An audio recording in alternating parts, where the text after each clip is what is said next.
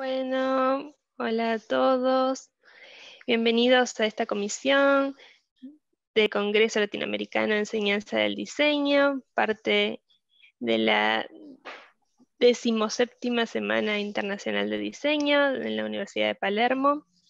Esta comisión va a tratar sobre procesos de enseñanza y van a conocer distintas ponencias relacionadas a la temática por autores de todas partes de Latinoamérica. Vamos a comenzar, si les parece, nuestra primer ponencia se titula Diseño morfológico, etapas de un proceso de complejidad creciente, por Irma Soledad Abades. Irma, cuando quieras. Bueno, muchas gracias. Soy la arquitecta Irma Abades y vengo a compartir con ustedes una experiencia que fue realizada en la cátedra de morfología, de la cual soy profesora titular, en la Facultad de Arquitectura de la Universidad Abierta Interamericana. El trabajo tiene como título Diseño morfológico, etapas de un proceso de complejidad creciente. En este proceso de diseño morfológico se van articulando la organización de la forma, su conceptualización general, el estudio de las propiedades, capacitaciones, lenguajes y fundamentalmente principios de generación y de derivación en los campos objetual, arquitectónico y urbano en 3 etapas. Ahora las paso a detallar. La actividad de dictado virtual de la asignatura debido a la pandemia brindó una dinámica de producción positiva de actividad asincrónica con momentos de actividad sincrónica y desde una plataforma virtual de la UAI que favoreció el proceso de enseñanza-aprendizaje. Hecha esta aclaración, paso a relatar la primera etapa. Esta corresponde al análisis y diseño entitativo, y el procedimiento aplicado, sistemático y de complejidad creciente, comienza con un espacio de análisis y diseño por transformación de polígonos. Para eso se aplicaron operaciones de diseño y leyes de organización simétrica sobre esas entidades. La consigna a cumplir durante esta etapa corresponde al diseño de una entidad plana X superficial, siguiendo la teoría de los triángulos de Rafael Leós, y a partir de esa instancia, los polígonos que ya están transformados pasan a oficiar de bases para conjuntos poliédricos, primero sobre prismas y luego sobre antiprismas. La operatoria en esta etapa inicial comienza con transformaciones sobre la forma en el plano y los resultados de esta búsqueda derivan en un diseño espacial con morfologías diferentes pero idéntica volumetría, aplicando el concepto de estructura como totalidad no reducible a la suma de sus partes planteado por Carlos Martí Ariz. Dentro de esta primera etapa y como consolidación de la misma, se introduce una ejercitación de diseño básico donde se solicita derivar una matriz plana en espacial, analizando su geometría ordenadora y aplicando operatorias experimentadas anteriormente. Después de esas alternativas, se selecciona la que es más compatible con las intenciones del estudiante y se verifican los logros obtenidos dentro de ese conjunto. Con esto se cierra la primera etapa y para iniciar la segunda, les recuerdo que está referida al análisis y a la investigación de morfologías edilicias urbanas. ¿Qué es lo que analizamos acá? Se analizan los posibles modos generativos, explorando las capacidades de transformación con aplicación de contenidos conceptuales y procedimentales que fueron aplicados en la etapa anterior, en el marco de una escala dimensional y perceptiva que es acorde con el curso de segundo año de la carrera. El análisis consiste en estudiar el caso asignado desde diferentes aproximaciones con el objetivo de develar características disposicionales, señalando diferentes sectores de uso, características de los limitantes, estudio de unidades espaciales, así como situaciones de vinculación con el contexto inmediato. Este es el momento de observación y análisis de la genética y de su sintaxis. A continuación se aborda, y a modo de consolidación de estos saberes aprendidos, el diseño de una organización espacial de baja complejidad, articulando en la propuesta espacial variables de accesibilidad, recorrido, visibilidad, escala, materialidad, cromaticidad y relaciones con el entorno inmediato. Con esto cerramos la segunda etapa y en una tercera etapa de este proceso analizamos el diseño morfológico contextual de áreas singulares en la ciudad de Buenos Aires, tendiendo a develar continuidades, rupturas, suspensiones, interrupciones y articulaciones que se generan dentro del tejido urbano de la ciudad de Buenos Aires. Se comienza analizando el modo en que la ciudad crece, cómo se fue transformando, las diferentes etapas de crecimiento ligadas a problemas demográficos, a situaciones de emergencias sanitarias y a diferentes codificaciones que la fueron disciplinando. Si bien se abordan aspectos ligados fundamentalmente a la generación y transformación, pero también se contempla la significación sociocultural de las formas en referencia a contextos espaciales y sociales, reflexionando sobre la dialéctica forma arquitectónica, forma urbana. La primera mirada de esta fase se ordena bajo las 5 categorizaciones que plantea Kevin Lynch, o sea, barrios, sendas, bordes, nodos y mojón. A cada alumno se le asigna un barrio de la ciudad y dentro del mismo se delimitan sectores con características disposicionales singulares, particulares de este sector, incluyendo a nivel conceptual nuevas miradas sobre las categorizaciones que se analizan. Está bien, partimos de Kevin Lynch, pero seguimos alimentando esas miradas a través de la postura de Zygmunt Bauman, de Ignacy de Solá-Morales y de Flavia Stevens. A partir de la nueva conceptualización sobre el tejido, se estudian situaciones espaciales singulares como las que brindan los pasajes dentro de la ciudad. Esta fase de estudio contextual dentro del aula queda vinculada a una investigación en curso que personalmente estoy llevando en el CAEAU, que es el Centro de Altos Estudios en Arquitectura y Urbanismo de la Universidad Abierta Interamericana, donde se analizan el diseño espacial de cada pasaje. Me detuve por una chat que aparecía. Se analizan el diseño espacial de cada pasaje, la historia y memoria que cada pasaje porta, la razón de sus nombres, en muchos casos enlazados con acontecimientos significativos, así como la participación de sus trazados en el diseño del entorno inmediato.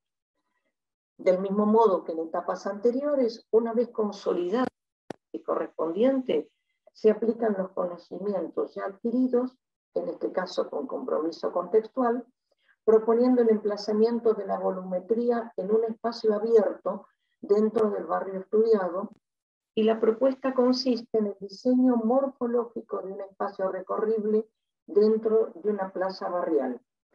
El alumno, en este caso, aplica variables tales como escala, materialidad, conectividad y visuales desde y hacia el conjunto que se está proponiendo.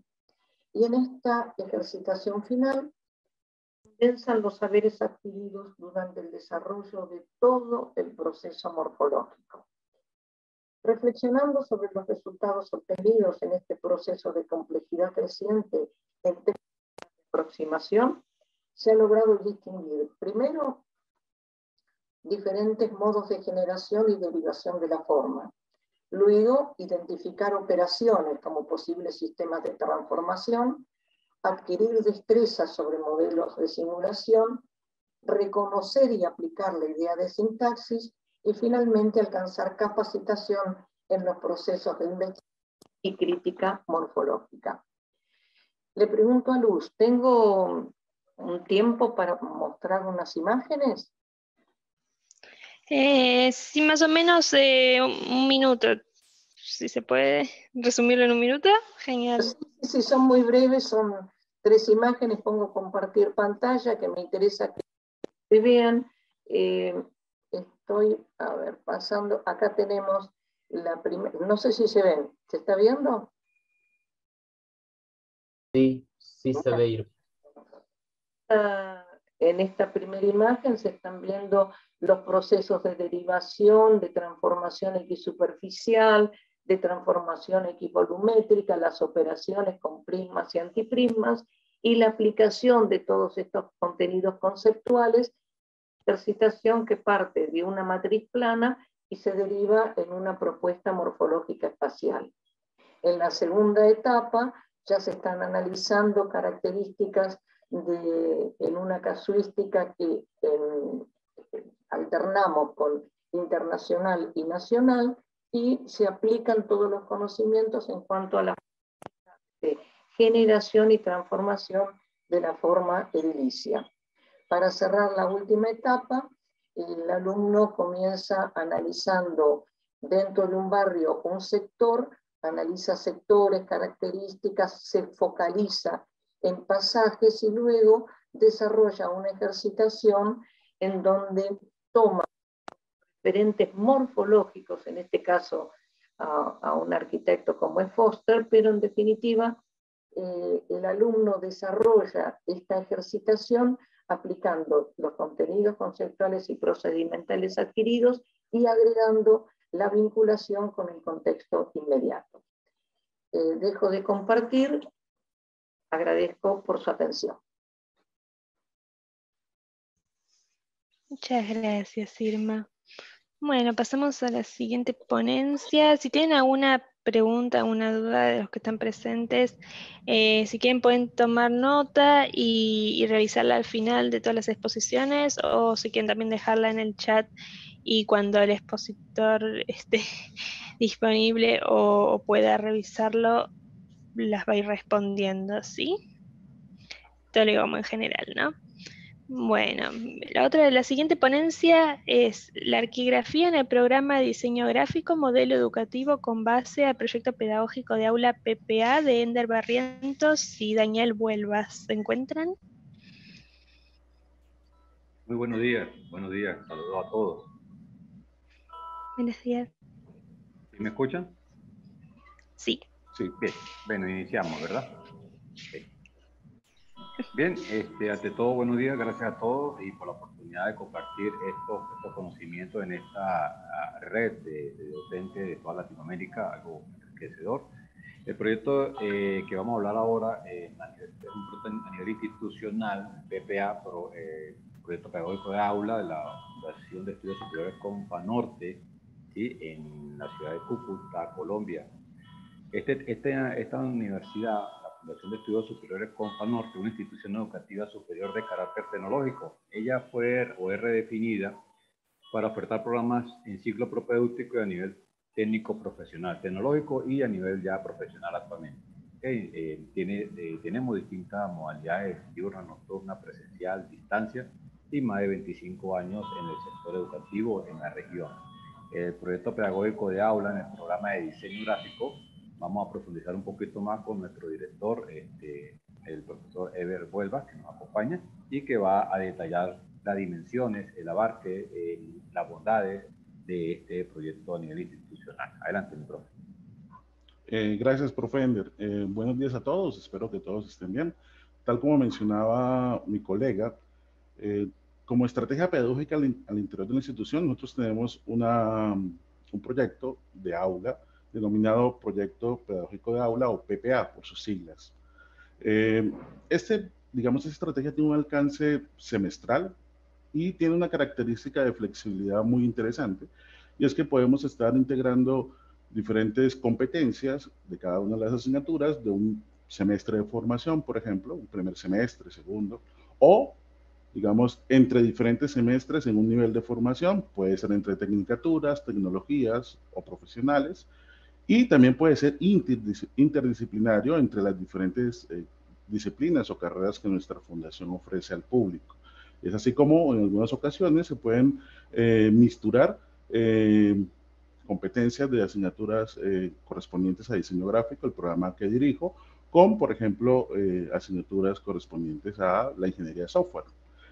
Para este caso, para esta ponencia, les traigo, pues les converso un poco acerca de una experiencia muy significativa que tuvimos con un PPA denominado Proyección de Intervención Arquigráfica en lugares emblemáticos de la ciudad de Cúcuta, ¿sí? Lo que se buscaba con este proyecto era que los estudiantes identificaran lugares icónicos o, bueno, o digamos, que fueran de mucha transitabilidad, por decirlo de alguna manera, por parte de los usuarios o, bueno, ciudadanos de Cúcuta. Y así fue como encontramos diferentes espacios en la ciudad, entre ellos nuestro emblemático parque lineal, que se conoce como el Malecón. Es un parque que, digamos, va paralelo al río capital de la ciudad, que lo atraviesa de sur a norte, se llama el río Pamplonita, y nuestro parque es conocido como el Malecón. En este parque, que tiene una extensión de más de 2,5 kilómetros, hay diferentes estaciones que buscan la integralidad de diferentes manifestaciones, tanto culturales, deportivas, recreativas, de la ciudad.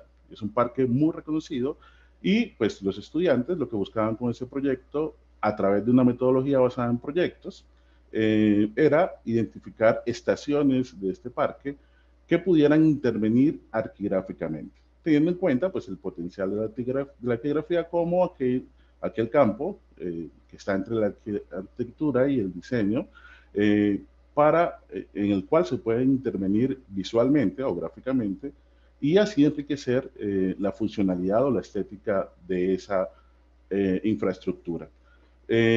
Asignaturas que participaron para este proyecto, participaron asignaturas como síntesis gráfica, branding, edición de imágenes, ilustración vectorial y arquitectura. Todas esas asignaturas hacen parte del nivel de formación de tecnología en nuestro programa de diseño gráfico. Participaron 6 docentes y 5 estudiantes estuvieron a cargo de ese proyecto. Y como resultado se obtuvo una proyección visual de una intervención arquigráfica de nuestro parque lineal emblemático en la ciudad. El objetivo como tal, pues, era lograr una proyección funcional y estética que fuera de la mano de los rasgos tantos culturales como iconográficos y también visuales que la ciudad ha tenido históricamente. Cúcuta está ubicada en la frontera nororiental colombiana y limita con la República Hermana de Venezuela.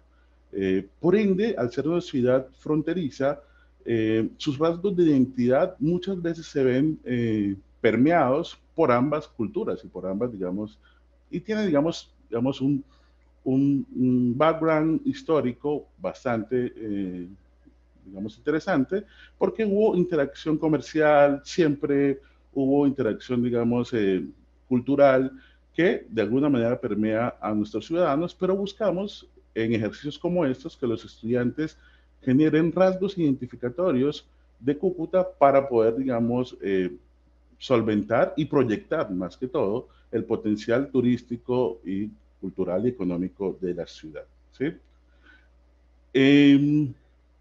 Dentro de ese proyecto se lograron identificar 4 estaciones de ese parque lineal. Voy a compartirles paso a paso estas estaciones, pero antes, pues como les decía, nuestra metodología está basada en proyectos y nos acoplamos o digamos siempre nos enmarcamos en metodologías muy ágiles que permiten que el estudiante desde el aula primero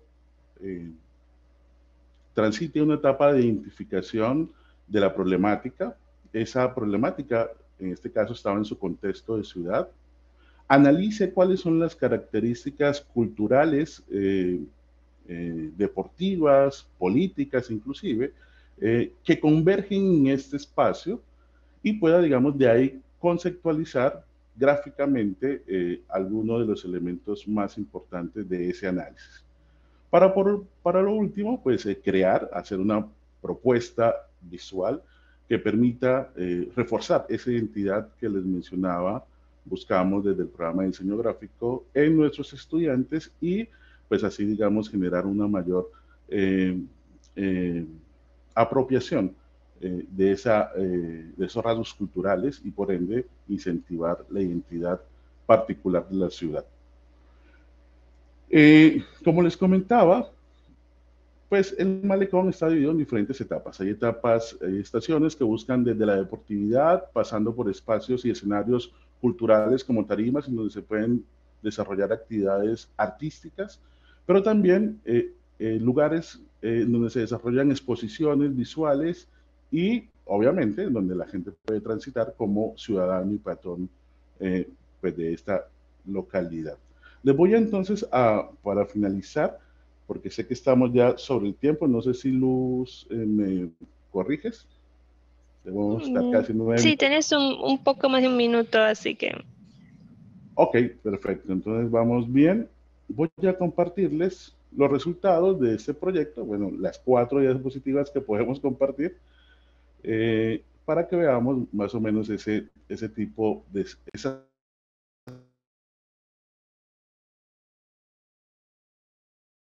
Estás muteado, Daniel.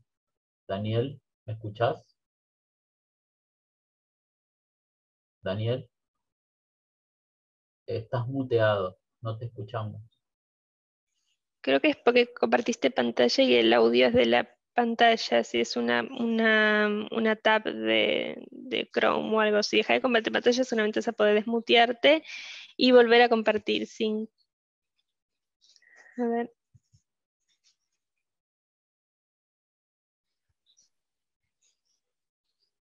No, No. estás muteado, Daniel. ¿Ahora me escuchan bien? Ahora Sí. sí. Sí, cuando Voy a compartís intentar pantalla, fíjate que nuevamente. abajo aparece como marcado, como un tic, que dice compartir audio de esa Del tab. O sistema. sea, eso tenés que desmarcar.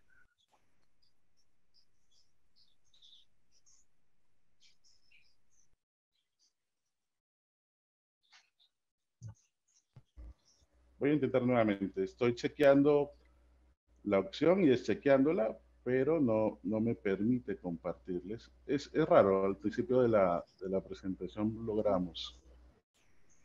Sí, es raro. Eh,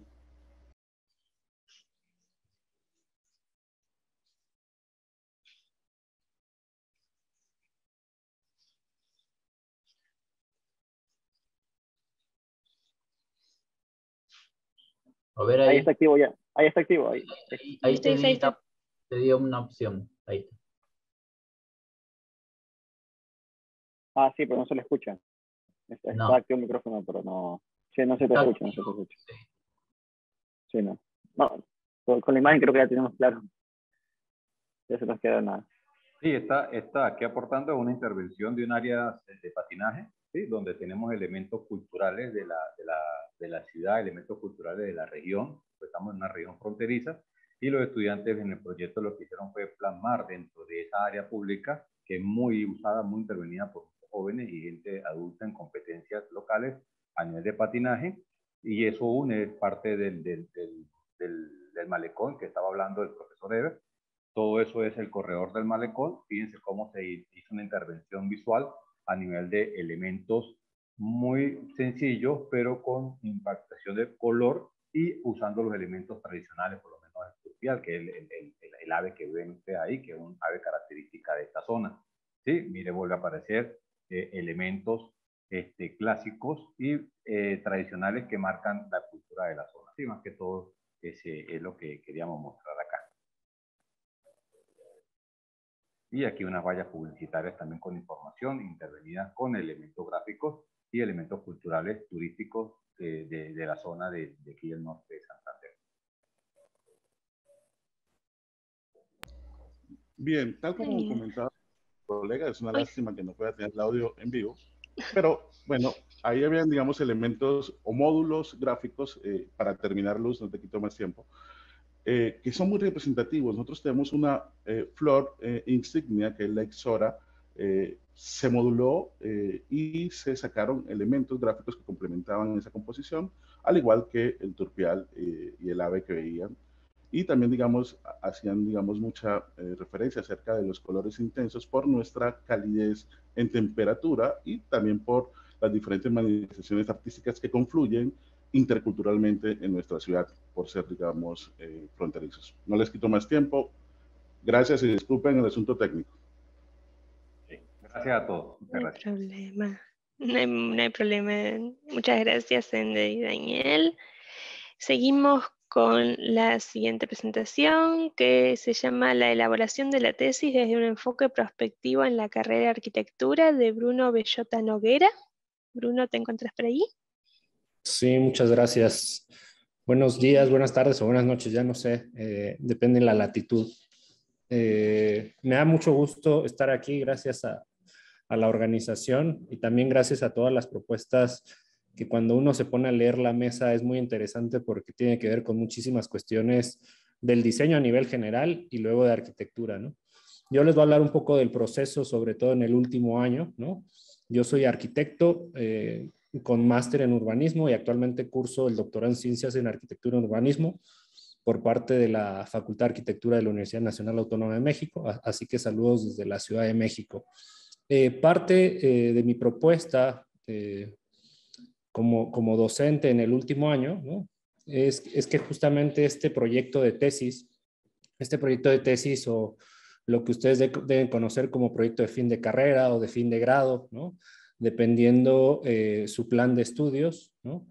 En nuestra facultad justamente es la etapa de síntesis, es decir, es el quinto año, es el último, ¿no? Donde el alumno consagra y converge todos estos conocimientos que a lo largo de su carrera va a plasmar, ¿no? En un documento y un proyecto, ¿no? Este proyecto tiene este carácter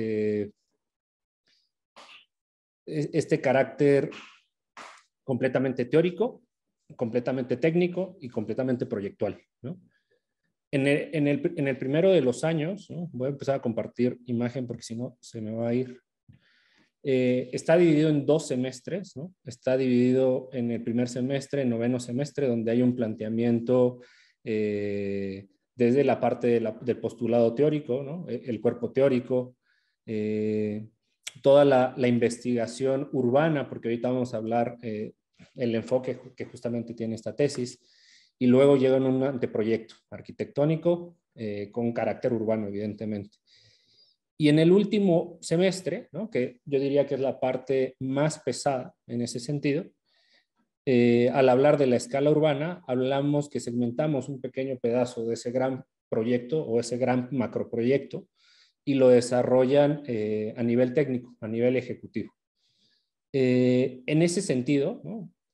Este proyecto de tesis debe reflejar la complejidad que implica cursar evidentemente este último año, donde evidentemente el estudiante debe demostrar los conocimientos adquiridos a lo largo de su proceso de enseñanza-aprendizaje y el cual va a abordar aspectos de la realidad social, cultural, urbana y ecológica con la que dialogamos todos los días, pero desde un enfoque prospectivo. Esta parte, la perspectiva, ¿no? La perspectiva no es nada más que el estudio del futuro o la anticipación del mismo. La idea del planteamiento desde esta tesis es ayudar desde la perspectiva, pero con un proyecto urbano, ¿no? Este proyecto urbano nace desde la teorización de François Choët, Salvador Urrieta, el mismo Oriol Bohigas, ¿no? Entre otras y otros muchos y muchas arquitectas y urbanistas. En ese sentido, ¿no? Este proyecto urbano, ¿no? Primero tiene esta perspectiva territorializada, ¿no? Analizar y ver el territorio desde la investigación. Recordar que la investigación tiene un carácter evidentemente proyectual y que incide, ¿no? Incide sobre la espacialidad, sobre la habitabilidad urbana, ¿no? Donde se va a buscar este proyecto. Los alumnos y las alumnas eligen el sitio, eligen la problemática y conforme a eso ellos van decidiendo el rumbo de su tesis, ¿no? Sobre todo para que se enamoren en este último año y saquen un gran documento. Por otro lado, ¿no? En esta parte técnica que decía, también tiene que tener un discurso de el cómo económicamente se va a gestar el proyecto, ¿no? Desde una parte administrativa o quién lo va a financiar. Por eso esta parte de la institucionalidad y esta parte de la economía integrada. Y por otro lado, se tienen que sumergir en el campo, ¿no? Acercándose a los posibles y las posibles habitadores, ¿no? En ese sentido, a través de diferentes herramientas, como lo puede ser una entrevista, una encuesta, que nos sirvan para detonar cierta información para poder meterlo en alguna matriz, ¿no? O en algún diagrama de la prospectiva para sacar posibles y futuribles escenarios, ¿no? Evidentemente estos proyectos, ¿no? Buscan tener una visión de ciudad, una visión mucho más integral, que respondan a las necesidades y a las problemáticas que sufren actualmente nuestras ciudades, ¿no? Un urbanismo restaurativo en ese sentido, que englobe procesos de regeneración urbana, de rehabilitación, de revitalización, dependiendo la escala y la magnitud del proyecto. En una lógica de transformar la vida, ¿no? Transformar la habitabilidad urbana con la que vivimos día a día, donde busque también este sentido de reapropiación, donde se genere esta vida pública y evidentemente en esta búsqueda de un urbanismo más humano, ¿no? Una de las imágenes que están viendo del lado derecho es uno de los proyectos de dos exalumnas, que es un laboratorio del agua, ¿no? Aquí tenemos, y creo que lo han visto en las noticias, hay una gran problemática con el tema del agua, ¿no? La Ciudad de México es una de las ciudades en el país que llueve en demasía, ¿no? Y la realidad es que querían hacer una planta de tratamiento, pero estudiando también el tema del agua, ¿no? Y haciendo un proyecto urbano que incidiera en una de las zonas que es Xochimilco, ¿no? Xochimilco, que nace desde esta ciudad prehispánica, ¿no? Que podríamos decir que son como estos lagos venecianos en Latinoamérica, ¿no? En ese sentido, y que tiene una gran importancia cultural e histórica para la ciudad. Aquí podemos ver otro proyecto, ¿no? Que justamente nace de esta investigación urbana, ¿no? Que tiene que tener esta lógica discursiva y evidentemente para consolidar esta práctica proyectual, ¿no? Es el reciclamiento de una ex fábrica de harinas, ¿no? Que actualmente se está ocupando para exposiciones culturales o ciertos congresos, y entonces estas exalumnas también, ¿no? Retomaron programas, por ejemplo, lo que pasa en Sao Paulo, ¿no? Con estos programas socioculturales, ¿no? Y deportivos, ¿no? El cómo podría ser dentro de la Ciudad de México, ¿no? Reconvirtiendo también el espacio, ¿no? Entonces, en ese sentido, la búsqueda del proyecto urbano puede ser desde el reciclamiento, desde una estructura, ¿no? Urbana existente, o insertándose, ¿no? En un ambiente paisajístico como el caso anterior, ¿no? Aquí nos vamos a un aspecto completamente rural, fuera de la ciudad, hacia la sierra, ¿no? En una zona mezcalera. Entonces, se buscó articular diferentes proyectos y propuestas también de este grupo de estudiantes, ¿no? Que detonó también en un centro cultural, ¿no? Y una escuela, ¿no? Rural, ¿no? En ese sentido. Por otro lado, ¿no? Este proyecto urbano tiene y nace de entender justamente que la arquitectura y el urbanismo son agentes de cambio y también pueden ser activadores sociales que pueden incidir justamente en estos procesos urbanos, ¿no? Y sobre todo en las prácticas arquitectónicas y urbanas que se están gestando en nuestras ciudades, ¿no? y de los cuales somos responsables, ¿no? Y que estos proyectos al final tienen una responsabilidad no solamente social, sino ecológica, ¿no? En vísperas y en aras hacia el futuro. Este proyecto también está en Xochimilco, ¿no? Le llamamos embarcadero, donde justamente están como estas barcas, y era justamente recuperar esa zona que con el paso del tiempo se ha ido deteriorando, ¿no? Ahí, por ejemplo, está uno de los edificios más importantes abajo de la imagen, que es el restaurante Los Manantiales, que es de Félix Candela, ¿no? Y entonces que tenía también una relación y entender que los objetos, que también las y los estudiantes al final también tienen una relación con la ciudad, ¿no? Creo que me estoy acabando el tiempo, no sé cómo voy de tiempo. Sí, ya se puede ir concluyendo, sería genial. Perfecto. Nada, el proceso de proyectar debe cuestionarse mediante la reflexión y evidentemente el dibujo, no importando el año. Desde esta perspectiva, para mí la prospectiva tiene que ser algo que se enseñe, ¿no? Porque es fundamental anticiparse a todas las problemáticas desde el quehacer ciudad. Muchas gracias. Ahí están mis correos y está muy buena la plática. Gracias. Muchas gracias, Bruno. Muy bien, seguimos con la próxima ponencia, que se llama Reflexión sobre el rol de la teoría en los procesos proyectuales, de Margarita Broggi, Ludmila Striček y Silvina Vargas.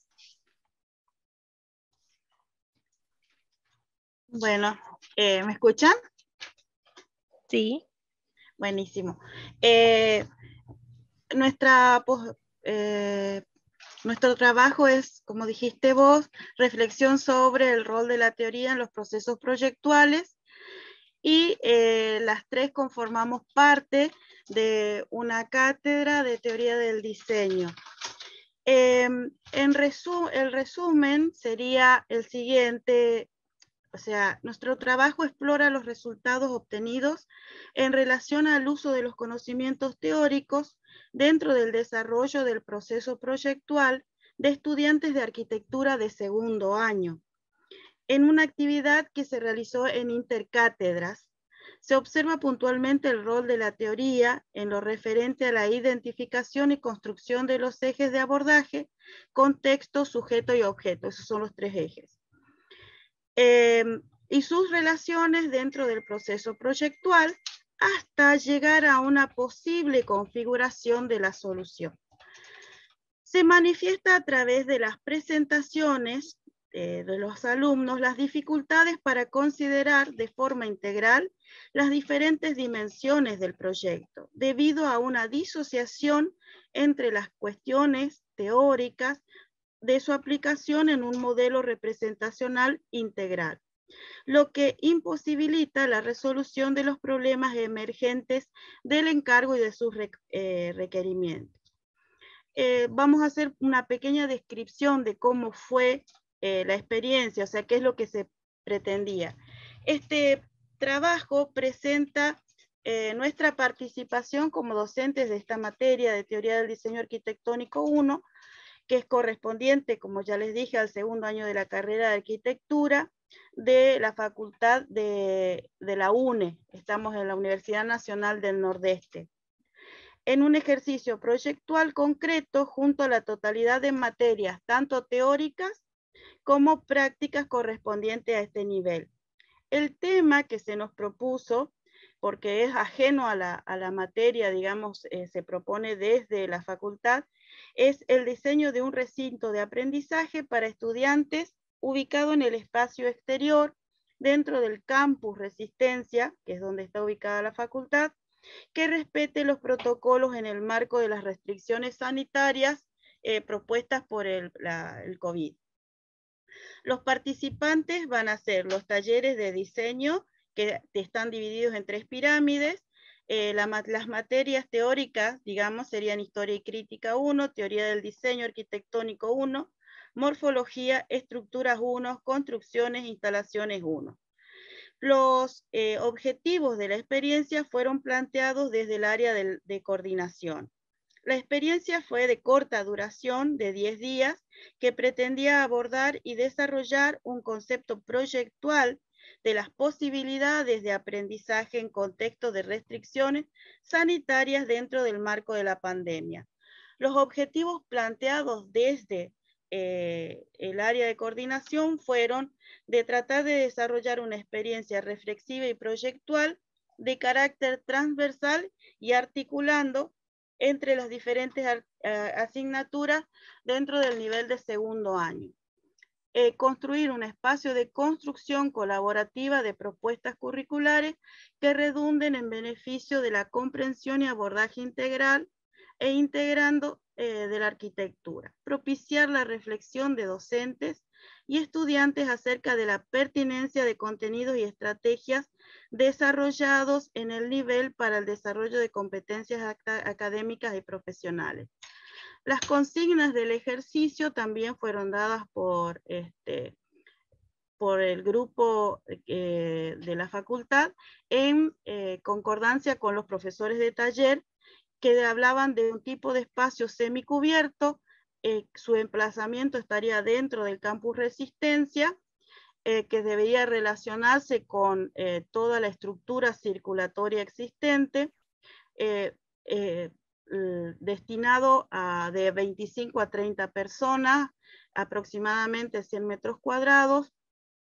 Los tipos de límites eran de cerramientos permeables con 50% de la superficie envolvente cerrada. El tipo de actividades que se iban a desarrollar los plantearon como educativas del nivel superior y mixta, presencial y remota, flexible, hablaban ellos, para tiempos de pandemia y luego de la finalización de la misma.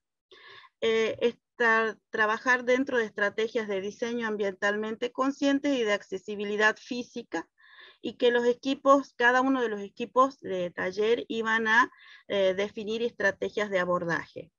Elaborarían propuestas que integren los saberes de cada disciplina y luego que los alumnos presentaran un producto tipo portafolio que dé cuenta de todo el proceso del proyecto elaborado.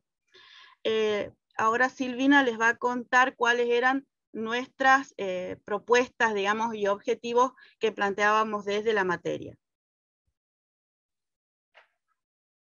Hola, buenas tardes. No sé si me escuchan. Sí, Silvina, te escucha. ¿Me escucha bien? Bueno, perfecto. Dentro de la materia de teoría, nosotros planteamos para el desarrollo de este ejercicio transversal 3 ejes fundamentales que los alumnos tenían que resolver. El primero era la configuración, porque trabajaban en equipo, o sea, no eran alumnos individuales por la cantidad. Tengan en cuenta que al ser alumnos de taller y estaban comprendidos las 3 pirámides que constituyen, digamos, la cátedra de taller, eran muchos los alumnos, entonces trabajaron en grupo. El primer eje, fundamentalmente, ellos tenían que definir un posicionamiento, establecer un marco teórico que a ellos les permita formular los ejes de aproximación al problema de diseño. En este caso, la bibliografía que nosotros les dimos estaba referida al libro de Martínez Zárate, que establece 3 ejes fundamentales para la aproximación a un problema de diseño, que es el eje del contexto, el eje del sujeto y el eje del objeto.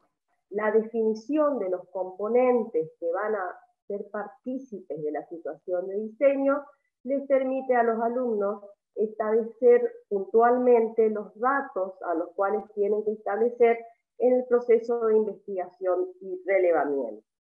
También tenían que definir un estado de situación a través de la formulación de un diagnóstico mediante un ejercicio de interpretación y de análisis de ese contexto y de la situación del sujeto que ellos tenían, y formular dentro, digamos, de este mismo trabajo, que sería el segundo eje, los objetivos e intenciones que ellos establecían para el desarrollo del trabajo.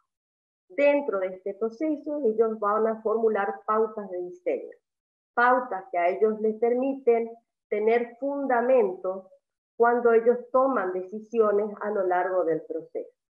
Y el tercer eje que nosotros les pedimos es el eje de reflexión y crítica, donde ellos tenían que hacer una autoevaluación del proceso que ellos llevaron a cabo a lo largo del ejercicio y los resultados que obtuvieron. Nosotros la verdad que fue una experiencia muy rica que nos permitió particularizar sobre cada uno de los procesos que los alumnos llevan a cabo dentro de los procesos de construcción y de resolución de un problema de diseño. ¿Cómo fue la experiencia? O sea, primero se partió de una experiencia plenaria general, donde se establecieron cada uno de los puntos que ellos tenían que llevar a cabo. En una segunda instancia, cada una de las materias efectuó de manera particularizada los ejercicios y los objetivos, o sea, ya sea estructura, morfología, instalaciones, y después que ellos desarrollaron el ejercicio, hicieron una entrega, nosotros participamos de la corrección de esos trabajos y se hizo una devolución sistemática a través de establecer si los alumnos habían alcanzado o no para poder llegar a formular una devolución total que se hizo en un plenario. Ahora les vamos a leer, ahora Ludmila les va a leer cuáles fueron las conclusiones. La verdad que no me detengo con las imágenes, pero ellos presentaron en paneles donde se exponían no solamente de manera gráfica, sino teórica, digamos, su trabajo. Ludmila les va a leer las conclusiones del ejercicio. Hola, buenas tardes. Bueno, la actividad proyectual requiere necesariamente, según nuestra postura también, porque era la mirada que nosotros teníamos acerca de cómo evaluábamos los resultados de esta experiencia, entendemos que la actividad proyectual requiere necesariamente un proceso de modelización siguiendo a Ladrier, que principalmente por su naturaleza operatoria requiere un pensamiento lúcido acerca de los contextos de la realidad y sus dimensiones en función de las características propias del proyecto. Los casos analizados desnudan ciertas dificultades para integrar y sintetizar dos tipos de conocimientos fundamentales. El conocimiento disciplinar, comprendido por todo lo aprendido durante el proceso formativo y la propia práctica, y el conocimiento de la situación particular, que comprende los datos y la información del encargo, sus condicionantes ambientales, estructurales, espaciales, funcionales, etcétera, y sus posibilidades. La red operatoria que se debe estructurar en torno a la articulación, que es necesaria según nuestro punto de vista entre los dos tipos de conocimiento, implica un esfuerzo por dimensionar y poner en relieve un modelo teórico que sirva de mecanismo de reflexión y a la vez de estructuración y reestructuración del problema. Lo que se observa es que en general los mecanismos de modificación e intervención sobre la realidad no responden a dicha articulación. Evidencia de estas cuestiones son las observadas en las soluciones propuestas, que obviaba requerimientos por más que de haber sido estos mencionados, o cuyas propuestas de intervención no alcanzaban a satisfacer la totalidad de las problemáticas. Una posible explicación acerca de cuál es la naturaleza de dichas dificultades podría tener que ver con la tradición arraigada en el campo de las disciplinas proyectuales que vincula el método con la idea de programa. La confusión se genera tal vez por el uso de una terminología ambigua entre el programa arquitectónico y el recorrido metódico que implica la actividad.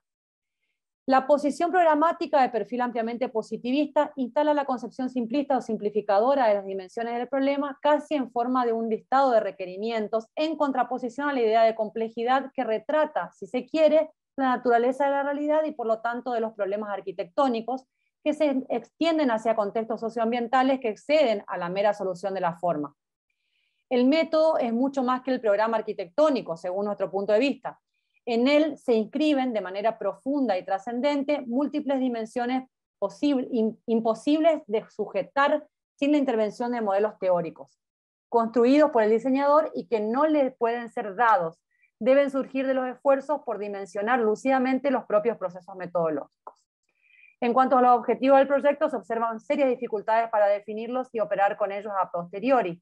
Esto evidencia a su vez que se carece de un marco teórico de referencia.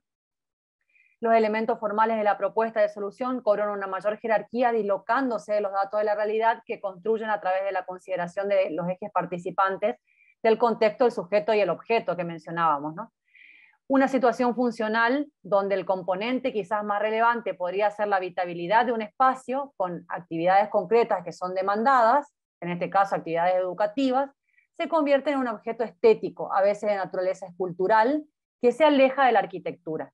En este sentido, la caracterización y configuración del sujeto usuario en gran parte de los casos queda de lado y en parte por perder la relación de sentido entre la obra arquitectónica y el interpretante, y en parte por perder de vista las relaciones complejas entre las variables del problema, que muchas veces no termina de ser formulado.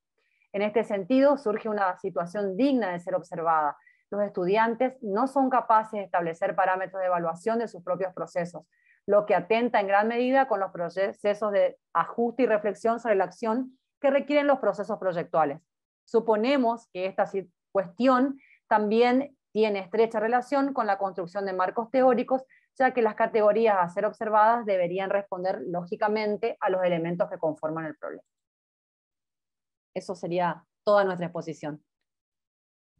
Genial, chicas, muchas gracias. Muchas gracias. Pasamos a la siguiente ponencia, que es dibujo a mano alzada en 3 dimensiones, de María Delia Cordone. ¿Estás por ahí? Sí, ¿me ves? Sociedad Argentina de Horticultura, figura. Sí, no te preocupes. Yo lo corregí recién, pero no sé, es difícil de borrar. Ahora te corrijo, María Delia, no te preocupes. Gracias. Puedes comenzar. Bueno, encantada de participar junto con ustedes, es muy interesante.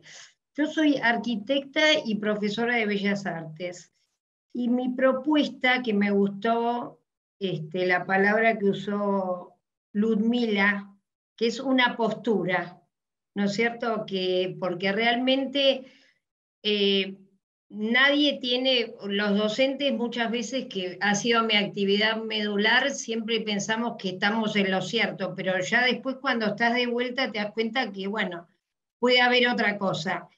Entonces yo lo que diseñé a lo largo de tantos años de enseñar dibujo es un método dentro de una cápsula de 9 módulos, ¿no es cierto? Que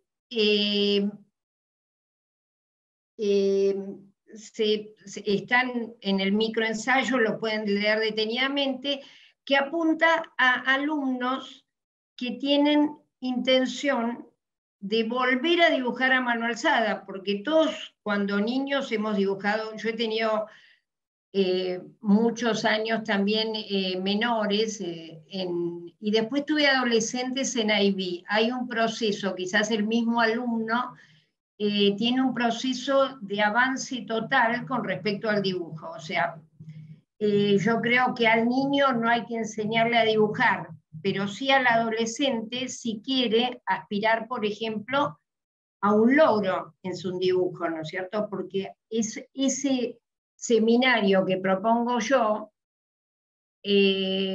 apunta al dibujo en 3D. Otros talleres apuntan a la abstracción, pero yo creo que para diseñar realmente hay que comprender el dibujo en 3D. Entonces, siempre acompaño con ejemplos de historia del arte, y apunta a alumnos de diseño especialmente, no quizás el dibujo artístico, porque una vez que se adquiere el trabajo en 3D, es casi imposible volver para atrás, ¿no es cierto? Entonces, cuando nosotros hacemos un partido, una idea inicial, sigue siendo muy importante el manejo del dibujo a mano alzada, ¿no es cierto? La idea esa inicial que queremos, en vez de contar, dibujar, ¿no es cierto? Y que también apunta a la comunicación. Yo tengo un máster en educación, ¿no es cierto? Entonces, a mí lo que más me interesa es crear grupos de gente que a su vez se transformen en personas que pueden transmitir, como si fuésemos nosotros hoy en día podemos transmitir a través de la tecnología a millones de personas, ¿no es cierto? Podrían estar escuchándonos miles en este momento. Pero mi cápsula apunta a grupos pequeños donde que ellos mismos se transformen en dibujantes que puedan enseñar a dibujar. ¿No es cierto? Que es diferente el dibujante. Antes en los estudios de arquitectura, que cuando yo era joven, y yo era una dibujante, ¿no es cierto? Estaba la parte todos sabíamos dibujar, porque yo ahora veo, por ejemplo, en el grupo que participo de un grupo de croquiseros urbanos que salimos a dibujar, y la gran mayoría son gente de 50 para arriba, los más jóvenes, y hay un grupito muy chico de jóvenes que son profesores justamente de arquitectura y asisten, dibujan muy bien, pero son esos candidatos que siempre dibujaron bien, ¿no es cierto? Lo que yo aspiro es que todos dibujen, que todos puedan tener la herramienta de dibujar a mano alzada. Y a través de un método inventado por mí, pero se puede sin equipo, porque a mí me ayudó mucho la experiencia con alumnos. Y también tengo bastante experiencia en estudiantes de barrios carenciados, por ejemplo, para carpintería, para obra, para albañilería, ¿no es cierto?, para herrero. A veces es increíble cómo un albañil puede transmitir con un dibujo a lo largo de años que, ¿no es cierto?, que él conoce, puede dibujar, ¿no es cierto? Pero eso tendría que ser siempre, o sea, cualquier arquitecto tiene que hacer un dibujo rápido de lo que quiere mostrar, ¿no es cierto? Sobre todo porque el arquitecto no trabaja solo. Y además, también en la cápsula de este seminario que doy, tenemos la intervención importantísima del color, de las sombras, ¿no es cierto?, de la estabilidad de lo que diseñamos, ¿no es cierto? Yo digo arquitecto, pero, o sea, también me refiero a todo tipo de diseño, ¿no es cierto? Porque después estos dibujos se pueden poner en la compu y lograr millones de adaptaciones, pero nosotros no podemos poner en la compu algo que no existe, ¿no es cierto? Si nosotros lo dibujamos, y esto a mí me surge también porque yo tengo esta formación doble de arquitecta, donde uno idea algo en la mente. En cambio, cuando el profesorado de Bellas Artes es copiar lo que vemos. Así partimos los artistas plásticos en la enseñanza, ¿no? Todo esto hablando de enseñanza, el arte puede ser muy libre, pero para diseñar, o sea, yo creo que hay que saber, es mi postura, vuelvo a tomar la palabra de Ludmila, que se debe saber enseñar partiendo de la observación y después, bueno, por ejemplo, nosotros los módulos son, Adrián, ¿estoy bien de tiempo? Bueno, ¿sí? Hola Delia, sí, tenés como unos 2 minutos más o un poquito más.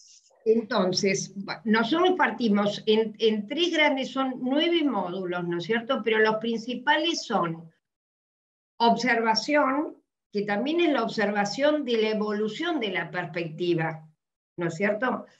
La evolución de la perspectiva en la historia del arte, hasta que en el Renacimiento ya se necesita, para hacer esas grandes catedrales, se necesita un dibujo especial que es la perspectiva, ¿no es cierto? Que de repente la han tomado después artistas plásticos. Entonces después también, después de observación, también copiamos de croquis en la calle, ¿no es cierto? Que ahí tomamos mucho más, primero se observa en el estudio, después se va También, y también vamos a hacer elementos en 3D con cartones que deben permanecer. O sea, siempre sosteniendo, deben estar parados y tener más de una cara, ¿no es cierto? Porque el trabajo final sería realizar un dibujo en 3D, pero desde distintos enfoques. O sea, es una clase semanal de 3 horas y apunta a adultos, ¿no es cierto? Adultos les quería mostrar un croquis, ¿no es cierto? Pero adultos que tengan interés de... Ven, acá por ejemplo hay un croquis, ¿no es cierto? De una iglesia en Rosario.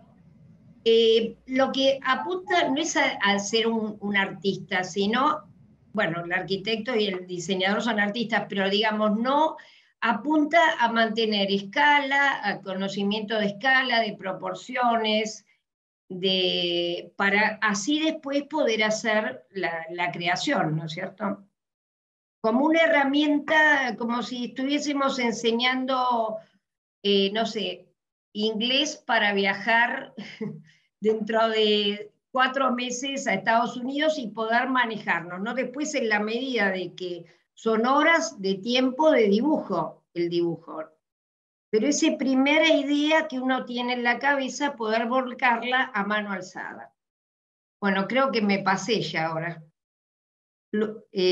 Silvina. No, llegaste justo, llegaste justo. Ah, bueno. Los saludo, muchas gracias por su atención. Genial, muchas gracias, Delia. Bueno, seguimos a la siguiente presentación, que es los fundamentos de diseño y su influencia en acabados de afiches publicitarios, caso asignatura de diseño 3D, de Jofre Bernardo Lo Rosales y Heidi Pereira. ¿Qué tal? ¿Cómo están? Muy buenas tardes con todos. Bueno, voy a hacer la presentación de este trabajo. Iniciando que mi compañera, que es Heidi Pereira, no podrá acompañarnos el día de hoy, así que voy a hacer por ella la exposición. Bueno, este trabajo como tal inicia justamente al final de la carrera de Heidi, que esto es una investigación que realizó para que ella pueda tener su título de ingeniera en diseño gráfico. Yo fui su tutor de este trabajo de investigación, en la cual se centraba netamente en los afiches publicitarios que se hicieron en mi asignatura. Entonces, por eso me siento bastante relacionado con los resultados y con todo el proceso.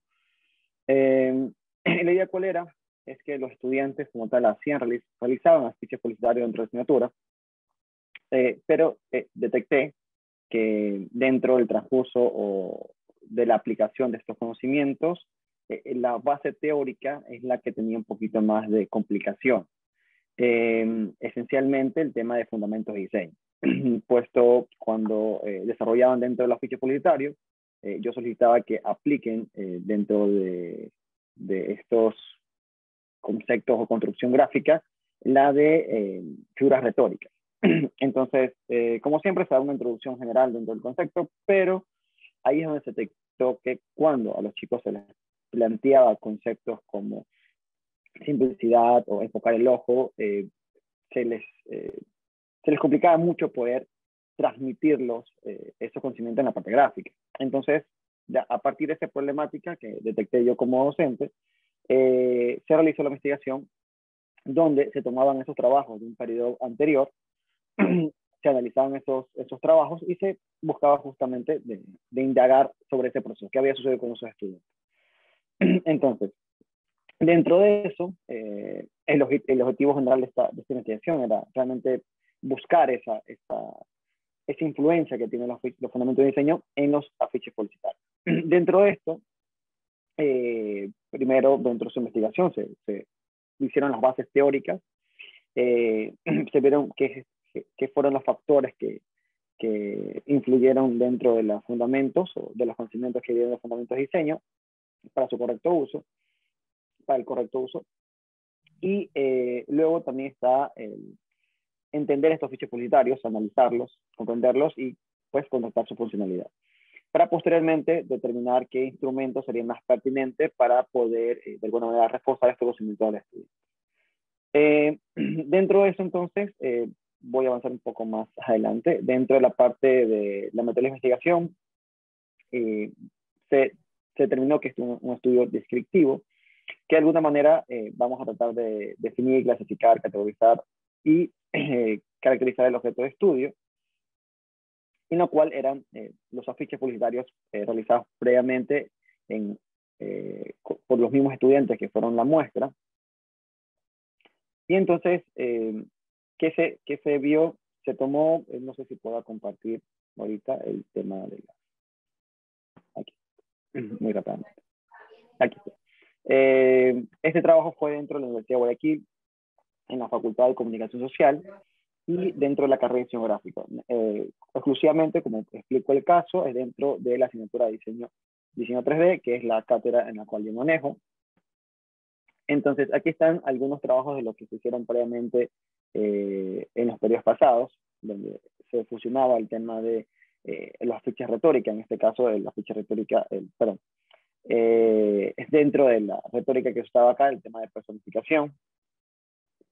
Entonces, dentro de esto se analizó, esto solamente es unas piezas, no voy a poner todas las imágenes que teníamos de las análisis, pero son algunas gráficas, pero dentro de esto se logró levantar información respecto a cómo estaban construidos estos elementos, ya que desde el periodo pasado se tenía un brief que se veía exactamente si cumplieron con lo que se solicitaba dentro del brief, la efectividad del afiche.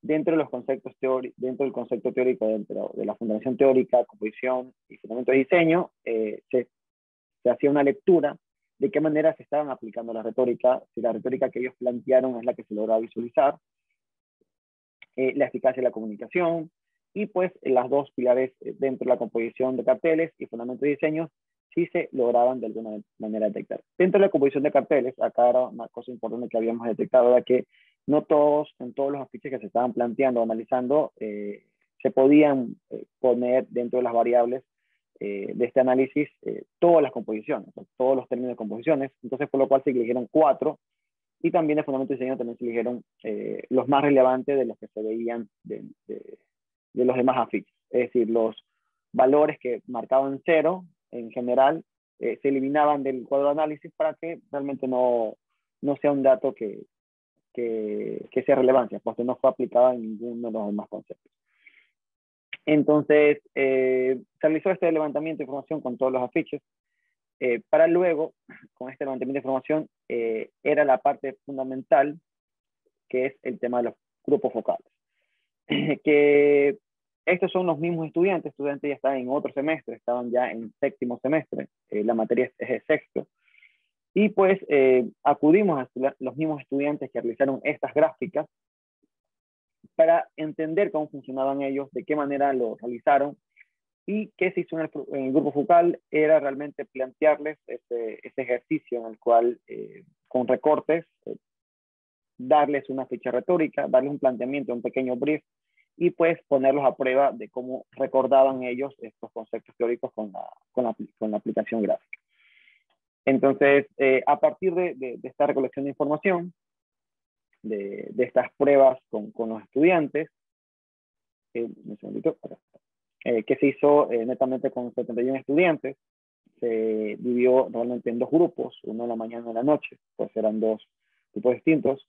Se trató de alguna manera de hacer un muestreo de estos grupos de estudiantes, un muestreo por cuotas, y para luego, ok, aquí voy a pasar, antes que se me vaya un poquito más el tiempo.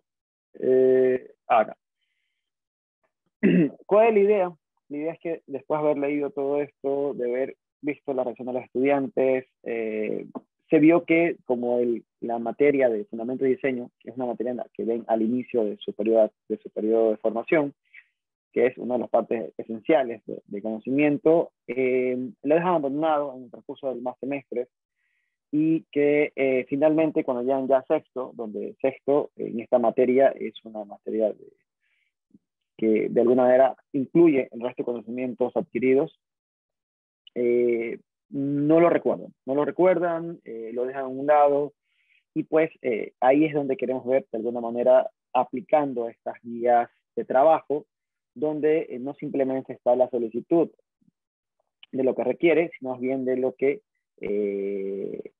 necesita de conocimientos para poder luego pedirles exactamente el diseño que se pone en el brief.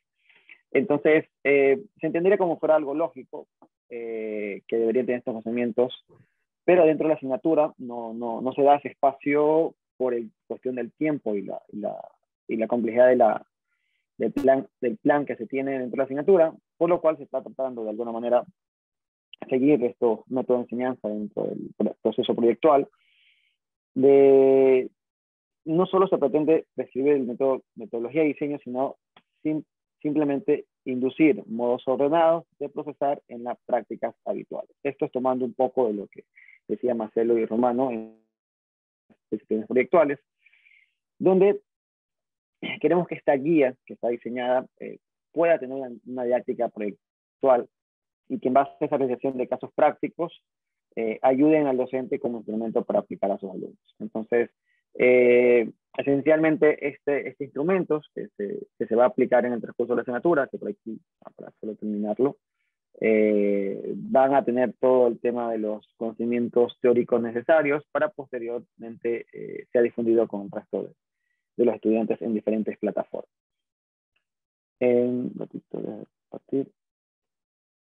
Eso, pues, siendo justos con el tiempo, sería más que todo el presente proyecto de esta investigación.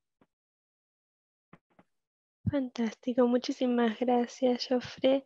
Seguimos con la siguiente ponencia, que es el impacto de las TIC en el proceso de enseñanza-aprendizaje del taller de diseño y comunicación visual de la Facultad de Artes de la Universidad de La Plata, de María Gabriela López. Sí, acá estoy. Fui a prender la luz porque no se veía bien. ¿Cómo están? Bueno, un gusto estar acá. Gracias por la posibilidad.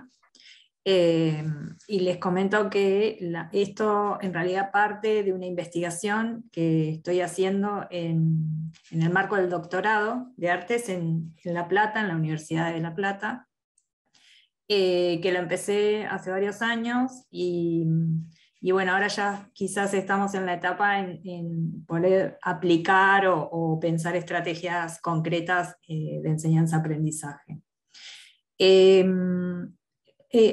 Subyace, digamos, en esta investigación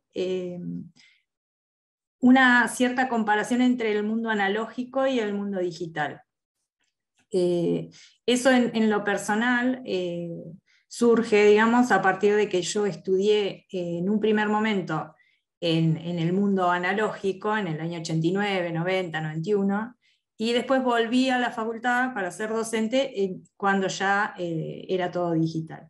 Y entonces, en esas observaciones de las maneras en que nuestros alumnos y alumnas tienen de pensar por ahí el proceso creativo en diseño, notaba como ciertas diferencias que me parece que han afectado, digamos, la manera sobre todo de seleccionar los paradigmas, ¿no? Ahí tomo desde la semiótica, la utilizo como una ciencia transversal de análisis y reflexión, y entonces veo muchas dificultades en esa selección, sobre todo como búsquedas aleatorias a la hora de seleccionar tipografías, variables, a la hora de seleccionar paleta de colores, como una búsqueda desde lo estético o lo formal, olvidando un poco lo conceptual.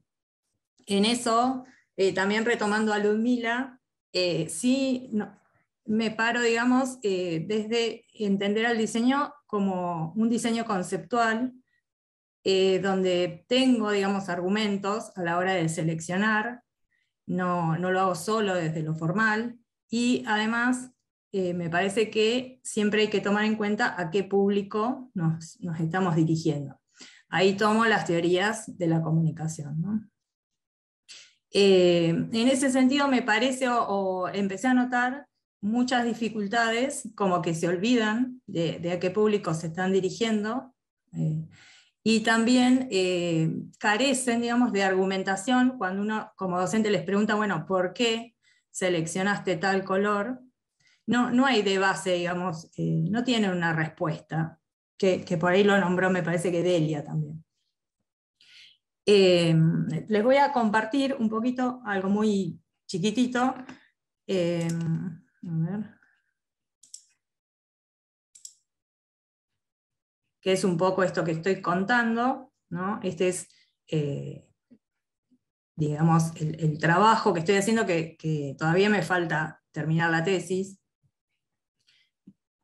Y entonces el objetivo general que me planteo es esto, ¿no?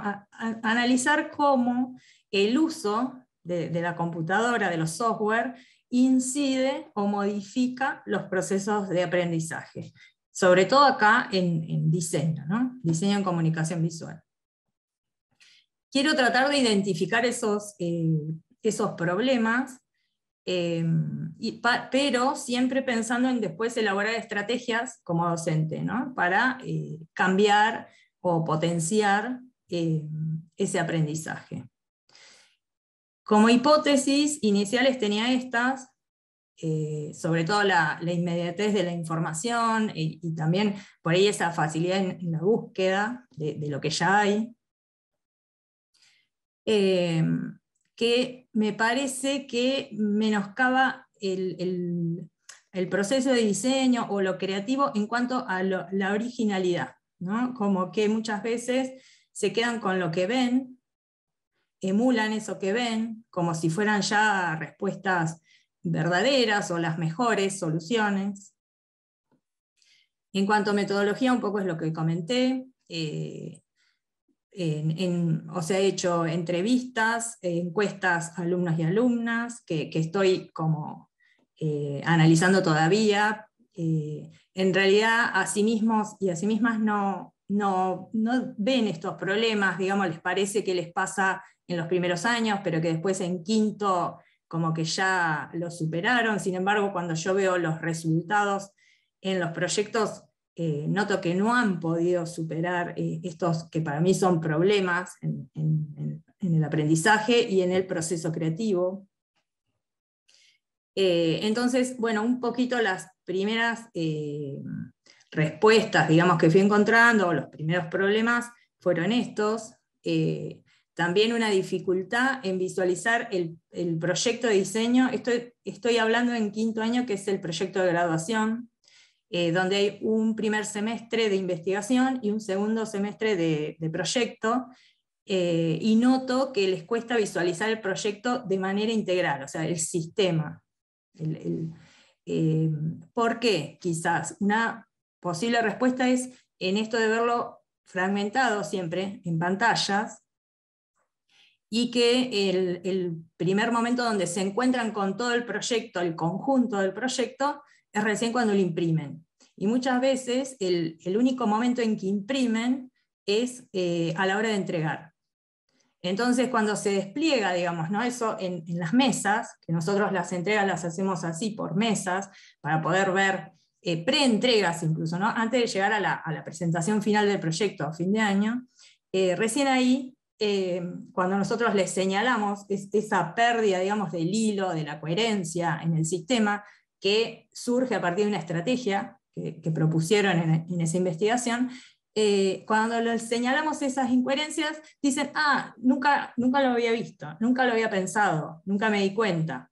Entonces, digamos que nos parece que una dificultad es esa de ver siempre como, por un lado, por ejemplo, la cartelería o la señalética, por otro lado ver la marca, por otro lado ver la papelería, y nunca ver así, todo junto, de un pantallazo.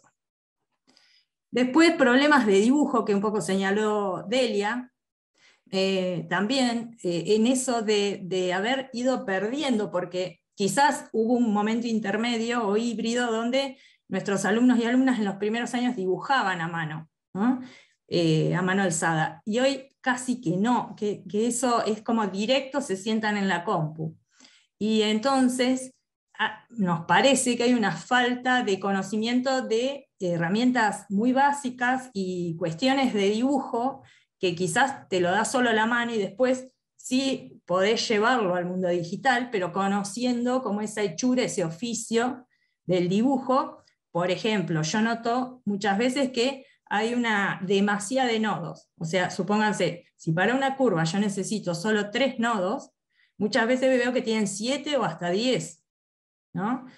Entonces, cuando les señalo eso, dicen, claro, con esa facilidad que te da por ahí la compu de dibujar, pero así, ¿no? Como agarrar el mouse y tirar la línea, no se dan cuenta que la misma compu les generó nodos en exceso, ni siquiera los detectan.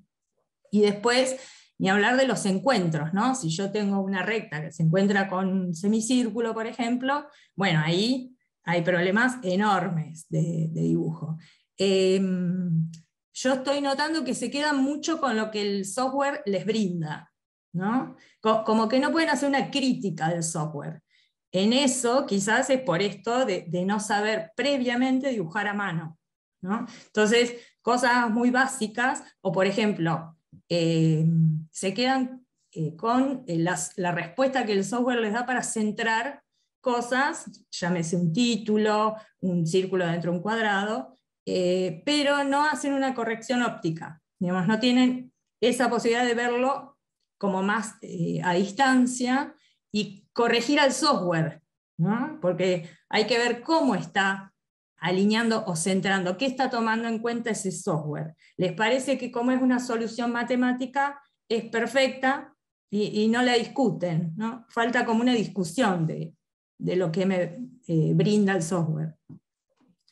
En esto digo que caen en lugares comunes, también porque generan formas, por ejemplo, formas geométricas, que les permite el software, ¿no? En cambio, a mano yo podría inventar nuevas formas quizás no tan perfectas. También ahí me parece que el nivel de prolijidad que les ofrece el software le parece que ya está terminado y les falta esa posibilidad del boceto a mano alzada, donde yo sé que tengo posibilidad de corregir. Les parece que ya es buena, esa solución que encontraron es óptima, porque está muy acabada. Y en cambio se pierden la posibilidad de corregir sin borrar incluso, ¿no? Y bueno, la rapidez que puede tener la mano respecto a las ideas, ¿no? Esa conexión mucho más ágil, en realidad, con mi pensamiento. Bueno, esto que ya nombré, de esas búsquedas aleatorias de tipografía, en eso de que a veces se cargan. Yo tengo alumnos y alumnas que tienen a veces cargadas 5.000 familias tipográficas, por ejemplo. Yo digo, ¿cuál es el sentido? ¿No? Porque en realidad se empiezan a repetir las tipografías. ¿Por qué cargo semejante cantidad de tipografía? ¿Y para qué? ¿Cuál es la finalidad?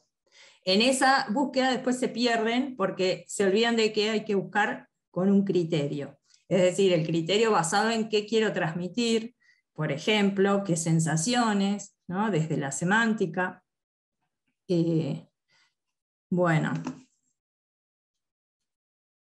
me parece que más o menos ya conté lo que fui encontrando, ¿no? Que de todos modos sigo observando, analizando. He hecho entrevistas a profes también que están un poco en la misma situación que yo, que fueron docentes en el mundo analógico y son docentes ahora. Entonces, ¿qué detectan ellos, qué ven? Y coinciden sobre todo con esto de la fragmentación de las pantallas y con esto de quedarse con lo que el software me permite realizar. Es decir, empezar a pensar el proceso creativo a partir de lo que el software me deja hacer y no pensar qué quiero lograr y después ver con qué herramienta lo hago, ¿no?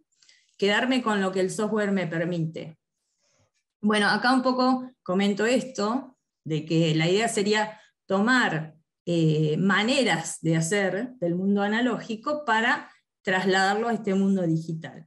En eso, las primeras cosas que empezamos a hacer fue que si bien lleven su compu si la quieren llevar, pero que también lleven papeles calco, lápices, bueno, elementos de dibujo, y sobre, por ejemplo, si están diseñando una marca, sobre eso que tienen en la compu, trabajen pero en el papel calco, ¿no? Que corrijan, que modifiquen, que le busquen otras soluciones, pero con la mano, y que nos muestren esos bocetos que los queremos ver y que los entreguen, que no son borradores, porque queremos ver también el proceso creativo, el proceso de razonamiento que fueron haciendo, y muchas veces nos pasa que hay soluciones mejores en esos bocetos que la solución que eligieron como para entregar, digamos, ¿no? Así que queremos siempre ver ese proceso creativo.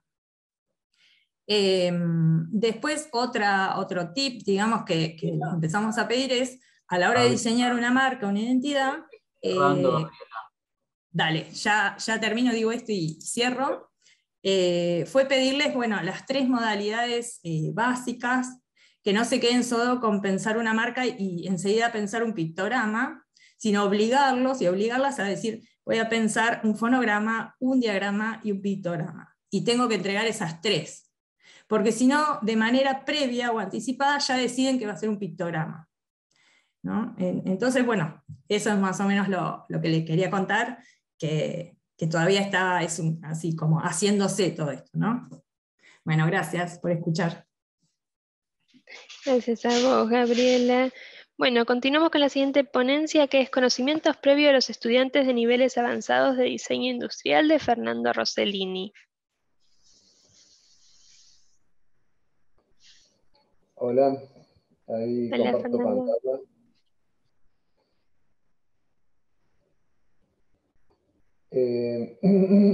Bueno, la primera aclaración es una ponencia con diapositivas, pero todas en base a la misma imagen, que es más o menos lo que se solicitaba, ¿no? De hacer foco en elementos gráficos y en pocos elementos gráficos, por más que van a ser más de 4 diapositivas.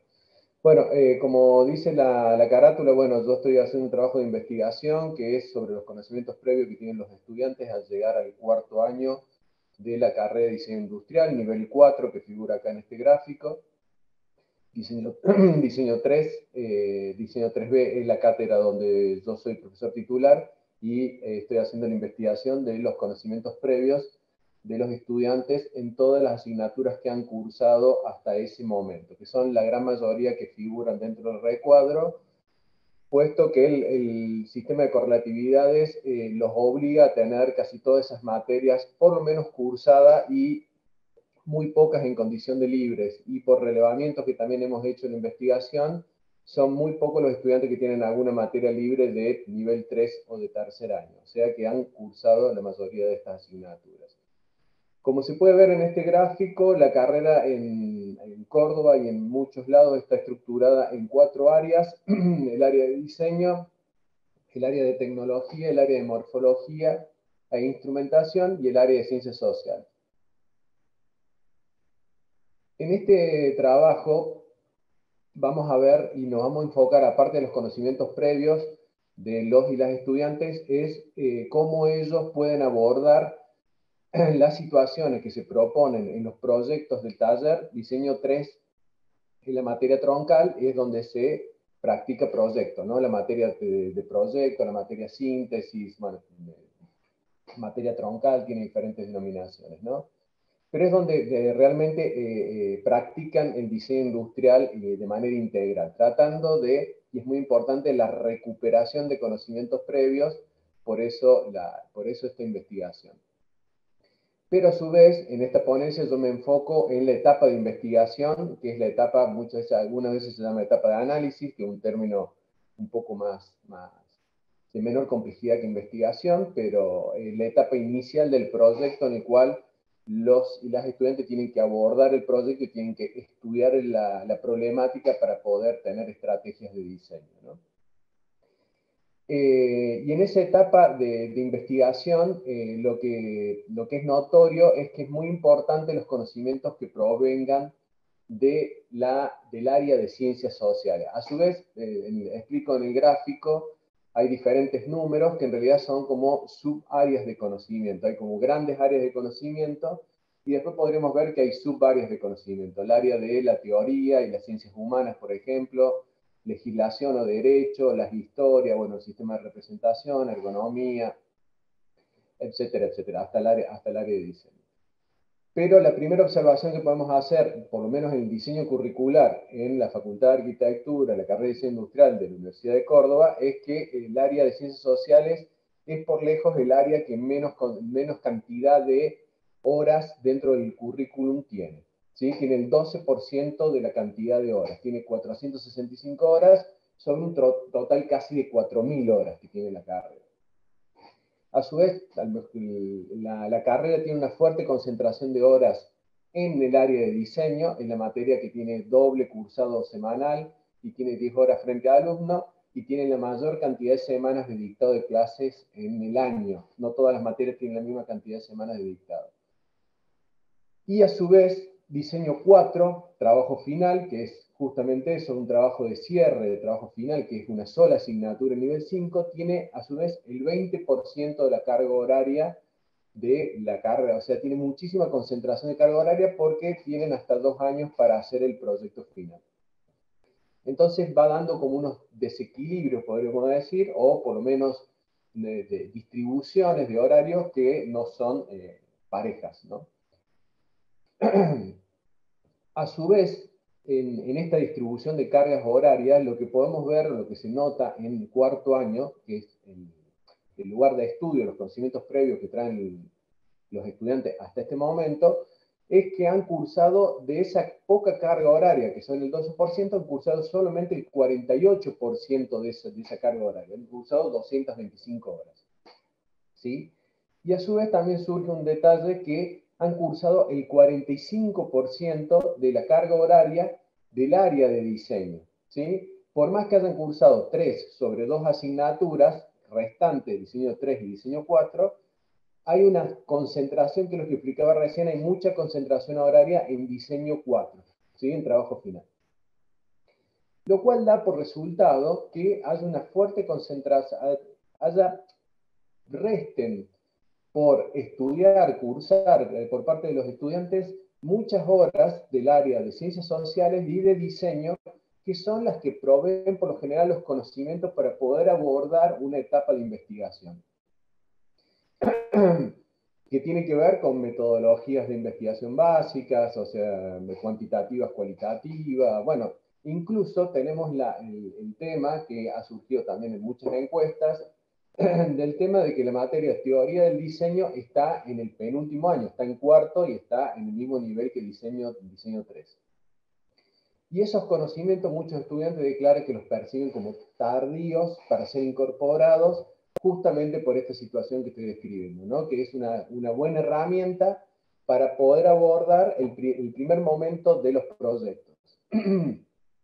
Que dicho sea de paso, es un momento muy conflictivo para las estudiantes, porque la etapa de investigación es una etapa que resulta muy contraria a, digamos, los hábitos que hay en las carreras proyectuales. La etapa de investigación es una etapa teórica en la cual hay que revisar mucha bibliografía, hay que leer y hay que hacer una serie de elementos, o por lo menos se estila en la carrera de diseño en Córdoba, de elaborar monografías, de establecer datos, hacer entrevistas, observaciones de campo, una serie de actividades que muchas veces son ajenas a la actividad, digamos, más placentera para los estudiantes, que es el tema de la parte ya de proyecto, la parte de diseño específicamente. Entonces, es una etapa y una serie de cuestiones que estamos describiendo que la vuelven bastante compleja, ¿no? Bien, también es notorio que hay áreas, por ejemplo, el área de morfología, que ya en tercer año terminó el 100% de las materias de ser dictadas, ¿no? Lo cual da como una distribución bastante extraña en cuanto a los contenidos de la currícula. Otro dato que se estudia en esta investigación es el tiempo que ha transcurrido desde el momento en que fueron enseñados esos conocimientos para poder ser recuperados, por ejemplo, en este caso, en diseño 4, lo cual es bastante importante, ¿no? El tiempo que transcurrió para poder recuperar ese conocimiento previo. Y acá también tenemos otra cuestión que se ve claramente en el gráfico, que hay una fuerte concentración de las ciencias sociales en los 2 primeros años, ¿sí? Hay 3 materias de 5 en primer y segundo año, con una superposición, igual que en cuarto, con doble carga de asignaturas de ciencias sociales, tanto en primero como en cuarto. Pero a los efectos del estudio hay una concentración en esos años, ¿no? Lo cual los vuelve a esos conocimientos como bastante lejanos, ¿sí? O sea, o lo más lejano que se puede estar de cuarto año, ya que se concentran en primero y en segundo año. Y a su vez, también tenemos la situación de que solamente el 32% de las personas relevadas, ¿no? Que era una muestra bastante representativa, pero el 32%, podemos decir, del estudiante de las Cortes, tienen la carrera al día. Es decir, que llevan, o sea, un retraso, entre comillas, o sea, no se lo puede describir exactamente así, pero se va aumentando la cantidad de tiempo transcurrido. Entonces, si pasaron 2 años desde que se dio ese conocimiento en primero, para llegar a cuarto, estamos hablando de 3 años. La mayoría tiene una antigüedad de ese conocimiento de 3 años para ser recuperado. ¿Sí? Fernando, vamos cerrando, sí. Sí, puede con ser. esto ya la conclusión y cierro. Con esto, bueno, un poco de repaso de esto, de que en realidad, bueno, hay una fuerte concentración a ver, hay muchas horas de diseño a partir de cuarto año, lo cual parecería que fuera tardío. Hay a su vez una concentración de horas también en primer año, o sea, el 70% de ese 48% está en primer año, porque hay doble materia y una sola en segundo, y después también se da esta cuestión de, bueno, hay mucha concentración también de horas en primer y segundo año, lo cual los conocimientos no son introductorios, no pueden desarrollarse muy en profundidad, no es lo mismo, como vamos a ver en la propuesta, que ciencias humanas tuviera en tercer año, que se pueden abordar problemáticas y temáticas más complejas. Hay un vacío de conocimientos de ciencias sociales en tercer año, y esto en realidad es como un ensayo de propuesta. Esta cuestión es de correr ciencias humanas y a su vez también poder correr hacia tercer año, de nivel 3, a teoría, lo cual da mayor continuidad. Lo que no dije es que al haber ese bache y el tema de las correlatividades, no hay una continuidad, hay como muchos cortes dentro del área de ciencias sociales. Esto daría como una mayor continuidad y una mejor distribución y momento de utilización. También hay otros diseños, incluso bueno, ya incorporando otras áreas para poder redistribuir la cantidad de asignaturas por año, que en este momento están muy concentradas entre primer y segundo año. Hay 14 de 24 materias de cursado anual. Bueno, con esto doy finalizada la ponencia. Fantástico, Fernando, muchas gracias. Continuamos con la siguiente ponencia, que es Entornos Virtuales de Enseñanza y Aprendizaje del Proceso de Diseño, de Romina Tartara.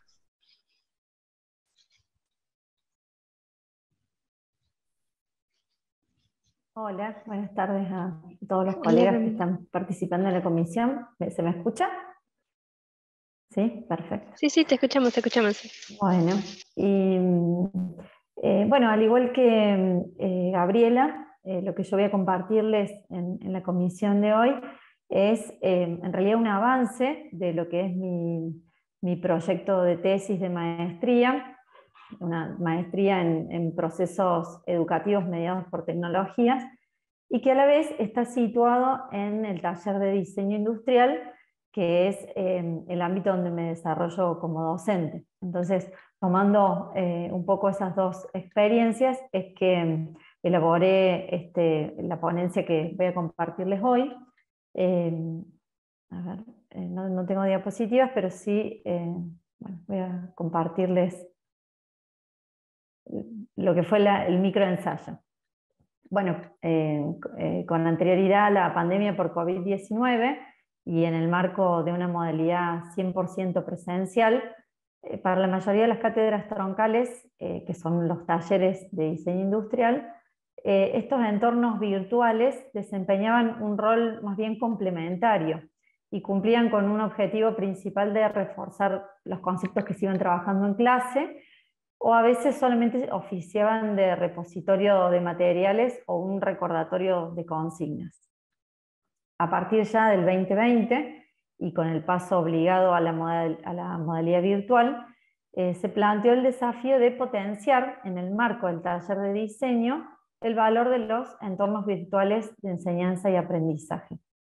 De ahora en más voy a usar la sigla EVEA para referirme a los entornos virtuales de enseñanza y aprendizaje, que los autores Ferreira, Spinac y Sanz lo definen como aplicaciones informáticas que son desarrolladas con el propósito de facilitar la comunicación pedagógica entre los participantes de un proceso educativo que puede ser completamente a distancia, presencial o combinado entre ambas modalidades, lo que conocemos como blending. Por tal motivo, se considera que estos entornos presentan un gran potencial para apoyar el trabajo independiente del estudiantado y también propiciar el intercambio entre pares y también entre estudiantes y docentes. El tópico que se aborda desde este trabajo es la importancia de los EVEA para fortalecer los procesos de enseñanza y aprendizaje en la formación de futuros diseñadores industriales, haciendo foco en el proceso de diseño, que es el contenido nodal de la carrera y de la cultura disciplinar. Ya en lo que es el contexto de pandemia, la emergencia sanitaria que fue establecida por la ley 27.541 y por el decreto 260 del 2020, donde a partir de que la Organización Mundial de la Salud declarara el brote de coronavirus como una pandemia, eso significó un cambio en las formas de abordaje de la enseñanza, para lo cual se implementaron acciones apoyadas en el marco institucional de la Universidad Nacional de Córdoba, que facilitaron la migración del cursado a modalidad no presencial en sus carreras. Esta modalidad fue adoptada por las distintas unidades académicas y respondiendo a la demanda según sus propias especificidades. En este sentido, es importante destacar que la comunidad educativa de la Facultad de Arquitectura, Urbanismo y Diseño, de manera mancomunada, implementó un modelo de innovación tecnológico-pedagógica acorde a la complejidad circunstancial. En el cursado de la carrera de diseño industrial, particularmente las asignaturas troncales, no obstante la poca tradición en el empleo de nuevas tecnologías y entornos virtuales como un recurso integrado a la enseñanza presencial de estas asignaturas, sí se detectó una tendencia que emergió en el contexto de pandemia y que tiene una gran posibilidad de seguir desarrollándose. Además de considerar la coyuntura actual, que generó una aceleración de la penetración de las tecnologías digitales en los ámbitos educativos en general y en las universidades en particular, también es importante plantear interrogantes y proponer acciones o medidas a tomar en prospectiva. En este sentido, la UNESCO tiene una publicación que se llama Los futuros de la educación, aprender a transformarse, y propone pensar los futuros, en plural, atendiendo a la diversidad de escenarios que puedan presentarse. Por tal motivo, se destaca que un modelo de innovación tecnológico-pedagógico que contemple las inquietudes, necesidades y saberes de toda su comunidad, trabajando conjuntamente institución y docentes en la implementación de un modelo con flexibilidad y compromiso, será lo que permita dar respuesta de manera creativa e integral a los futuros escenarios que puedan presentarse. Los interrogantes actuales, a partir de la reseña anterior y mientras todavía estamos transitando la pandemia, los interrogantes que guían el proyecto de tesis que actualmente estoy desarrollando son, por un lado, cómo incorporaron los EBEA, las cátedras que dictan las asignaturas troncales del área de diseño, qué entornos virtuales utilizaron y sobre todo qué uso le asignaron. Porque más allá de conocer cuáles son estos entornos, también saber qué uso se le asignó a cada uno y también poder conocer a lo largo de lo que fue el ciclo 2020-2021, cómo fue migrando, cómo se fueron cambiando estos entornos en relación a los usos y las preferencias tanto de docentes como estudiantes.